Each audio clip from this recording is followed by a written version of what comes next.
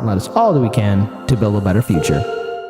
This is actually kind of like a follow-up towards something I covered on last night's live stream on Sunday.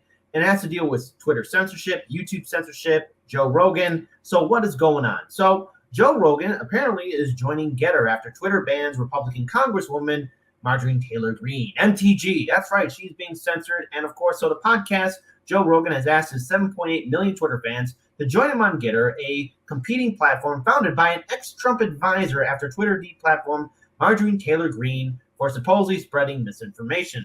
So Rogan's service on Getter on Sunday was a call for his followers to do the same, posting just in case crap over at Twitter it gets even dumber. I'm now as well rejoiced. So swarms of fans followed him to the platform, which was founded in July by a former Trump advisor, Jason Miller, with an eye towards creating a politically independent, free speech-friendly alternative to the increasingly heavy-handed and partisan Twitter. So let's pause here for a second and actually look at the bigger picture, what we're seeing on Twitter, what we're seeing on social media. That is for the fact that we are dealing with a system that is constantly trying to censor free speech. We're dealing with a system that is ignoring independent media. And it's becoming very clear that because of this heavy-handed censorship, alternative platforms are rising up. Now, here's the problem with this, though, is that we're creating echo chambers. Now, Twitter, YouTube, Facebook, and Instagram were the ones that instigated this stuff first, especially with the removal of Donald Trump, but also their policies towards independent media, progressives, activists, community organizers. We're seeing everyone being put on the chopping block. So I have to say this. It's good that we're seeing competition happen with Twitter. I just call into question, especially something that's founded by an ex-Trump advisor. And when you hear people talk about free speech, how true are they towards it on their platform? Because it wasn't too long ago, YouTube, Twitter, and all these other social media platforms, in some way, some form, were kind of a meritocracy, kind of allowed people to speak their minds. But with this heavy-handed censorship that we are seeing, it's only rational for people to say we've had enough. So the article continues on. Several high-profile deplatformings appear to have pushed Rogan to make the public switch to Getter. Earlier on Sunday, Twitter permanently deplatformed U.S. Representative Marjorie Taylor Greene, representative from Georgia, for spreading alleged misinformation about the pandemic.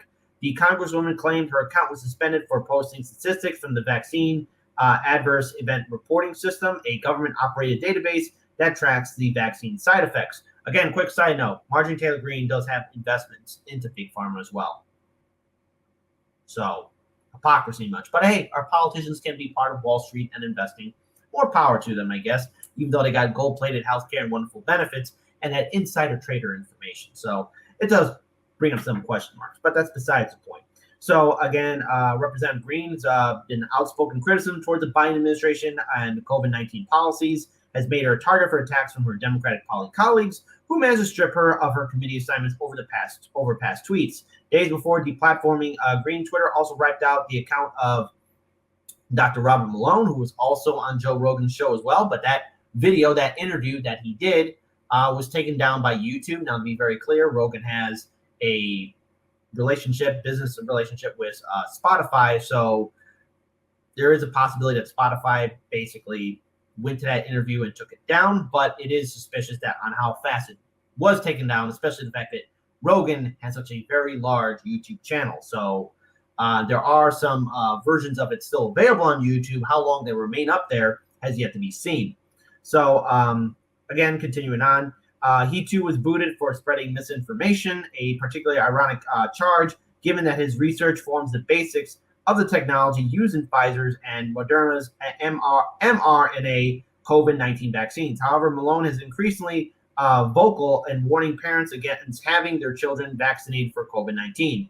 Despite an outpouring of popular support, Twitter doubled down on its ban on Malone, Dr. Malone, after Rogan's interview with the doctor was completed, removing multiple tweets linking to the video. The platform's job was made somewhat easier when YouTube deleted a number of copies of the episode, though it remains available on Rogan's home channel on Spotify and can be seen on BitChute and other alternative platforms. Malone, too, has since joined Getter, with Greene has been a member since July. So what can we take away from this? Well, censorship's going to get rough. I said this before on Hard Lens Media. There are stories that we can't even talk about. And as we build our platform up, especially going into 2022, we're going to have to be doing some exclusive Rockfin only content that will only be found on Rockfin, because the stories that we'll talk about will trigger YouTube's algorithm. This is what happens when we have a political system, a two-party political system that's all on board with silencing and censoring others. Because let's face it, the GOP and the Democratic Party, when it comes down to free speech, they say they care for it, but they want to silence the opposition. And of course, corporate media is more than happy to weigh in as well. And who gets put on the chopping block? Not them. It's usually us, independent media, people speaking truth to power. The future of Twitter, YouTube, Facebook, and Instagram, that's one big check mark. But because of their policies, their harsh, draconian policies, it's only reasonable for people to abandon ship and to look at other platforms that will respect free thinking media and free speech.